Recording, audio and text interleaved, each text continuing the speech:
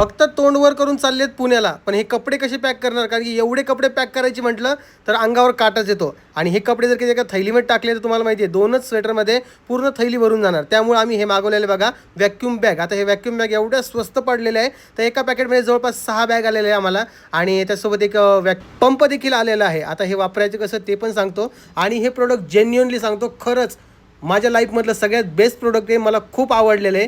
तर याच्यामध्ये जवळपास सगळे स्वेटर जे आहे ते सगळे बसून घेतले. एकदम ट्रायलसाठी सर्वात आधी आम्ही थोडेफार कपडे टाकले.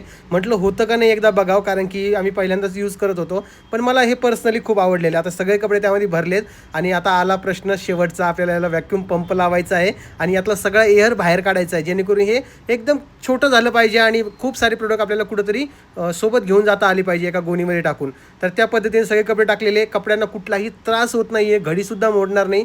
फक्त कपडे जे आहे त्यातली एअर काढल्यामुळे एकदम व्यवस्थित होणार आहे. अशा प्रकारे पंप पॅक केला आणि सरळ यातलं एअर जो आहे तो वडून घेतला आहे, म्हणजे ते एकदम छोटं झालं पाहिजे. तर कोमलला थोडा ताकद लावावं लागली, कारण की ते पटापटा करावं लागतंय. आणि तुम्ही बघू शकता बॅग एकदम कशी बारीक झालेली. आता ह्या प्रोडक्ट जर का तुम्हाला हवा असेल तर खाली टॅग प्रोडक्टमध्ये तुम्ही चेक करू शकता. सोबत डिस्क्रिप्शन बॉक्समध्ये पण लिंक दिलेली आहे. तर नक्की तिथून बाय करा आणि हो, चॅनलला सबस्क्राईब देखील करा. धन्यवाद.